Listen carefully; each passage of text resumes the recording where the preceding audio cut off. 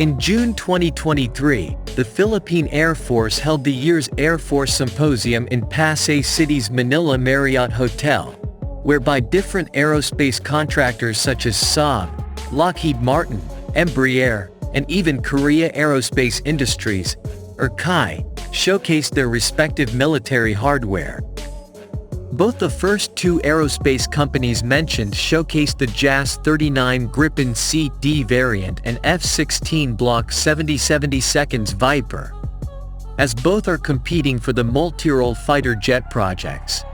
While Embraer showcased the A-29 Super Tucano and Korea Aerospace Industries showcased their FA-50PH lead-in fighter jets,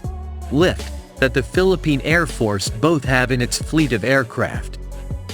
And the highlight coming from this event, among others, is the speech made by the CEO of Korea Aerospace Industries, showcasing the South Korean firm's deal to provide the Philippine Air Force the tools and avenues that it needs to improve its capability further, ranging from the upgrades for its existing squadron of FA-50PH aircraft down to an outright offer of the KF-21 Boramae as a prospect Horizon 3 multi-role fighter. As they presented the deal, there is the plausible outcome that a part of what they've pushed, if not its entirety, may get into consideration by the planners within the Philippine Air Force, whether it be a request from the 5th Fighter Wing,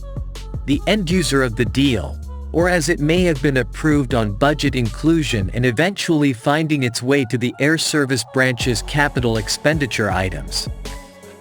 Given the speech made by an official from one of the Philippine Air Force's key suppliers of military aircraft, especially with their plans and visions of having their products play a role in the country's air defense plans and goals, we will deal with three main parts that may come from this discussion,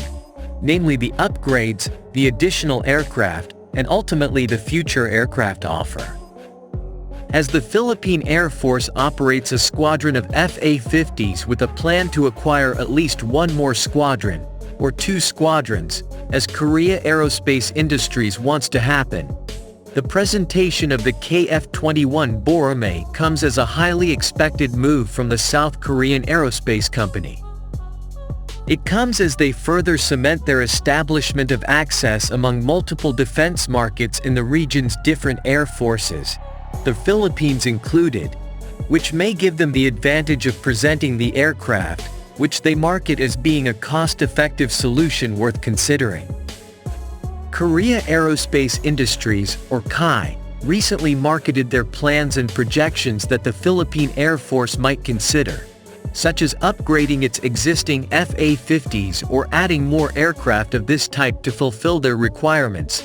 complementing its multi-role fighter jet plans.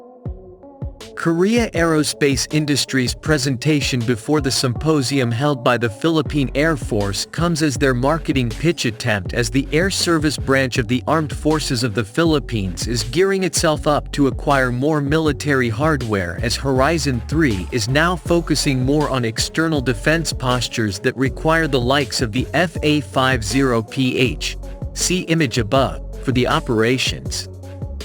This also comes with the top likelihood that the Philippine Air Force will secure both the JAS-39 Gripen from Saab through the multi-role fighter jet acquisition project and the F-16 Fighting Falcon Block 50s through a potential excess defense article that the United States government may provide to the Philippines, with the government shouldering its upgrades into the latest Block 70/72 Viper variant. The South Korean aerospace and defense firm's marketing of the KF-21 comes as no surprise, as they are gunning for the export of the 4.5 generation fighter across the region aside from its immediate prospects in both South Korea and Indonesia. It remains to be seen regarding the plans provided by the Philippine Air Force, although there are reports that the leadership is considering them for its future fleet of combat aircraft.